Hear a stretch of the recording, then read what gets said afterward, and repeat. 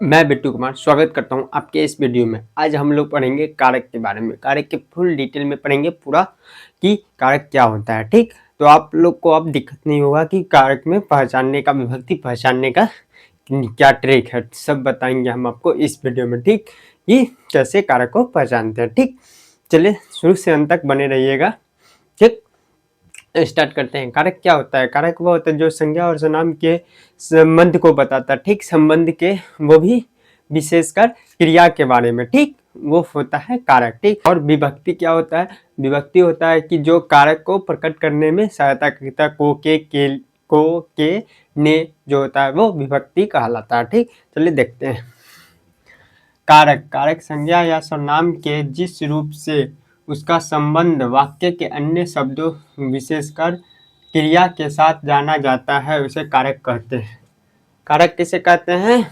संज्ञा और सर्वनाम का वह रूप जो वाक्य के संबंध के रूप में विशेषकर क्रिया को जाना जाता है उसे क्या कहते हैं? कारक कहते हैं। विभक्ति, चलिए देखते हैं विभक्ति क्या होता है। कारक को प्रकट करने के लिए जो विभिन्न जैसे ने को से लगाया जाता है उसे विभक्ति कहते हैं। विभक्ति किसे कहते हैं? जो प्रकट करने के लिए जैसे भिन्न ने को जो लगाया जाता है उसे विभक्ति कहते हैं। ठीक है, अब हम लोग पढ़ेंगे कारक के विभक्ति आठों भेदों के बारे में। ठीक, आपको पता ही है कि कारक के 8 भेद होते हैं।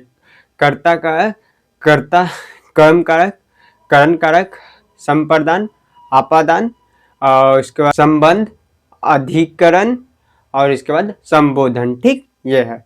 याद करने का शॉर्ट तरीका ये याद ही होना चाहिए सभी को कि कैसे भी आप लोग ये याद कर लीजिएगा। क्या याद कर? कर्ता ने, कर्म को, करण से, संप्रदान को, आपादान से, संबंध का, की रे रे, ठीक, अधिकरण में, पर, संबोधन है वो, अरे ये याद कर लीजिएगा। ठीक, तो आसानी होगा बनाने में। हम आपको बताते हैं कि कैसे कैसे कहाँ यूज होता है। ठीक, कर्ता कारक ने और इसका यूज कैसे होता है। ठीक, चलिए देखते हैं। कारक के 8 भेद होते हैं। पता है कारक कितने भेद होते हैं? 8 भेद होते हैं। कारक का नाम पहला देखते हैं, कर्ता कारक। ठीक, कर्ता कारक, कर्ता ने, ठीक, इसका काम करने वाला। कर्ता कारक होता है वो काम करने वाला होता है। काम करने वाला क्या होता है? कर्ता कारक। ठीक, जैसे में राम ने खाना खाया, श्याम पुस्तक पढ़ता है। इसमें राम ने खाना खाया तो इसमें कर्ता कारक क्या है? राम ने।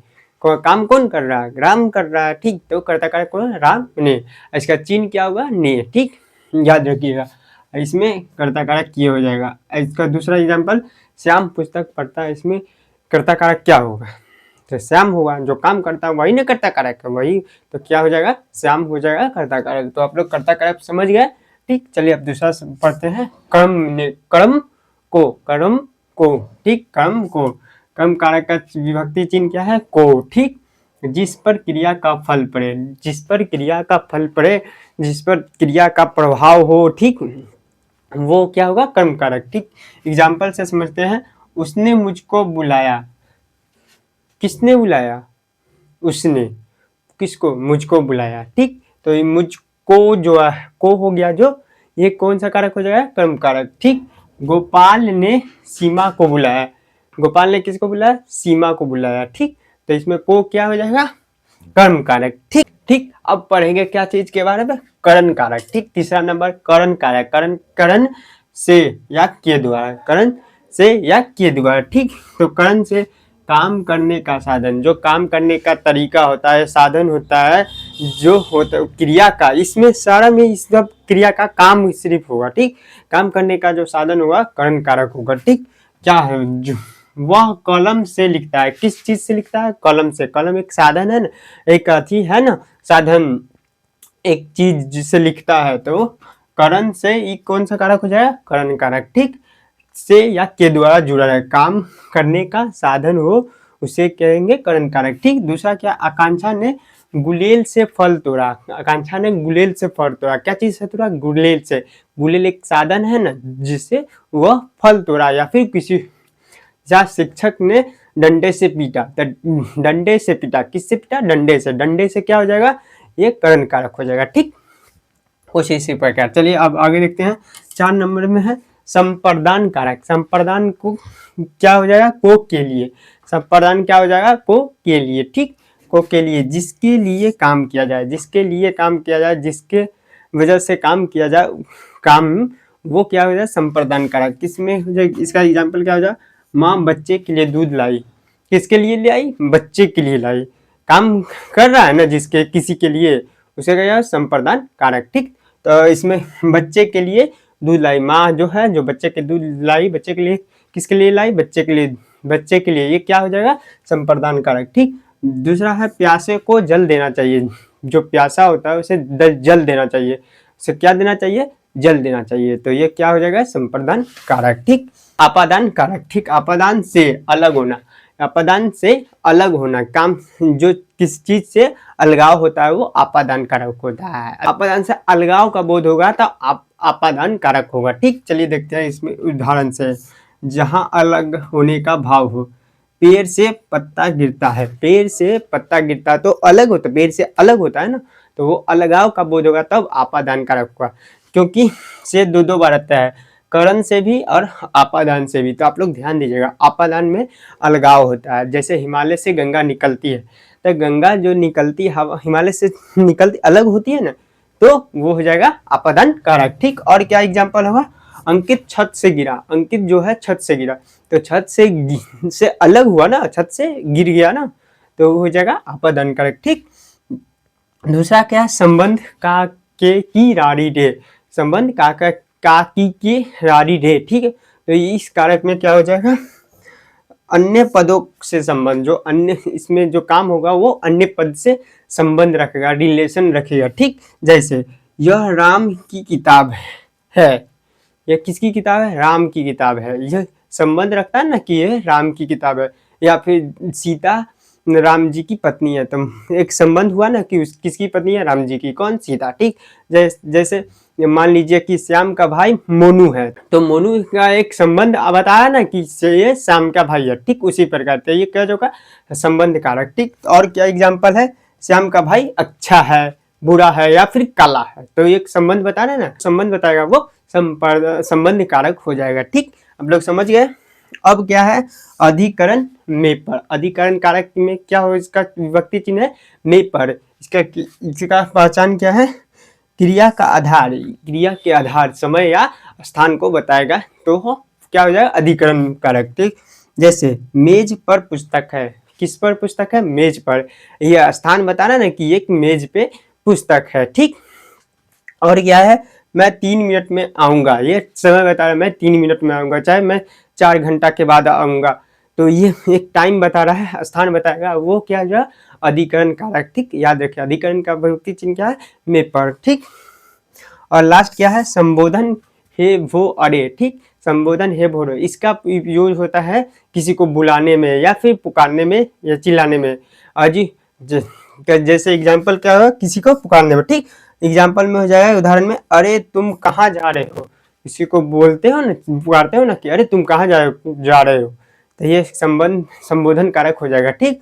और जैसे इसमें कि जिस पत्नी नहीं बोलती है अजी सुनते हो, तो वो बुलाते हैं, क्या हो जाएगा, संबोधन कारक। या फिर बोलते हो अजी सुनो ना, अरे सुनो ना, ठीक। कुछ इसी पर ये कौन सा कारक हो जाएगा, संबोधन कारक। आप लोग समझ गए पूरा कारक के 8 विभक्ति के। एक बार मैं बता देता हूँ फिर से कि ये याद रखिएगा, सिर्फ क्या याद रखना है, याद रखिएगा, कर्ता ने कर्म को करण से के द्वारा, संप्रदान को के लिए, आपादान से संबंध का की रारी रे, अधिकरण में पर, संबोधन है वो अरे, इतना याद कर लीजिए कैसे भी, ठीक। चलिए और कुछ ट्रिक बताते हैं, उससे पहले इसको मिटाते हैं। चलिए अब कुछ विशेष अंतर डिफरेंस बताते हैं कुछ इस कारक के बारे में। जैसे में पहला है करण कारक और आपादान कारक में। और करण कारक और आपादान में दोनों में ही क्या आता है, से आता है, ठीक। दोनों में ही से आता है, लेकिन करण कारक में जो होता है वो जुड़ाव होता है, वो साधन होता है, ठीक। लेकिन आपादान कारक में होता है अलगाव होता है, ठीक। जैसे में करण कारक में हो जाएगा कि राम पेन से लिखता है, राम कलम से लिखता है, ठीक। लेकिन इसमें जुड़ाव है ना, एक साधन है ना कि कलम से लिखता है कौन, राम, ठीक। लेकिन अपादान कारक में क्या हो जाएगा, राम घर से बाहर जाता है तो लेकिन वो आप क्या हो जाएगा, घर से बाहर जाता है तो घर घर घर को छोड़ के जाता है, घर को लेके नहीं जाता है, घर से अलग अलग अलग होता है, अलगाव होता है, तो वो अपादान कारक हुआ, वही लिखे हुए हैं भी। करण कारक और अपादान कारक में क्या आता है, दोनों में से आता है, ठीक। लेकिन करण कारक में से का मतलब जुड़ाव होता है, ठीक। जैसे बस से जाना, तो बस से जाना तो बस के बैठ के जा रहा है ना, उससे जुड़ाव है ना बस से, ठीक। जय राम कलम से लिखता है तो कलम जुड़ाव, कलम सटा हुआ है ना, कलम से ना लिख रहा है, जुड़ाव है ना, तो वो क्या हो जाएगा, करण कारक, ठीक। लेकिन अपादान कारक में से का मतलब होता है अलगाव, मतलब दूरी होता है, ठीक। तो जैसे राहुल घर से बाहर गया आया, तो घर से बाहर है तो घर से अलगाव हुआ, ठीक। जैसे आप ही लोग के अभी काल के तो रिलेशनशिप में आता है भाई, कि होता है कि लोग प्यार व्यार करते हैं, कुछ दिन टाइम पास हुआ, जब मजा खत्म हो गया तो छोड़ दिए, तो अलगाव हुआ ना, एक दूसरे से कनेक्शन कट गया, वही अपादान कारक हुआ, समझे। अब तो समझ गए होंगे। हाँ, तो अब चलते हैं कर्म कारक और संप्रदान कारक में क्या अंतर है, ठीक। कर्म कारक और संप्रदान कारक में दोनों में ही को आता है, ठीक। तो एक जो कर्म कारक होता है उसमें जो को आता है उसमें क्या होता है, वो में प्रभाव होता है, उसमें प्रभाव पड़ता है, ठीक। लेकिन संप्रदान कारक में कुछ देने का भाव होता है, ठीक, संप्रदान कारक में, ठीक। चलिए देखते हैं क्या इसमें दोनों में कर्म और संप्रदान में को आता है, ठीक। कर्म में क्रिया का प्रभाव पड़ता है, इसमें प्रभाव पड़ता है कि क्रिया में, काम में। जैसे रामू ने घोड़े को पानी पिलाया, किसको पिलाया, घोड़े को पिलाया, काम में प्रभाव पड़ रहा है ना, कि रामू ने घोड़े को पानी पिलाया, ठीक। क्या संप्रदान कारक में क्या होता है कि उसमें कुछ देने का भाव होता है, जैसे भिखारी को दान दिया, तब भिखारी को दान दिया तो इसमें कुछ देने का बात हुआ ना, कि दे रहा है, चाहे उसने मोहन को गुलाब दी तो वो देने का बात हुआ ना, क्या दी, तो गुलाब दी, ठीक, देने का बात। कुछ इसी प्रकार हमारा कारक हुआ समाप्त। आई होप कि आपको अच्छे से समझ में आ गया होगा। एक क्वेश्चन है आप लोग को, जो कमेंट में आंसर दीजिएगा, ठीक। क्वेश्चन है कि हे ईश्वर मुझ पर कृपा कीजिए, ये कौन सा कारक है, आप कमेंट में हमको बताइए कि हे ईश्वर मुझ पे कृपा कीजिए, ये कौन सा कारक है, ठीक। चलिए मिलते हैं।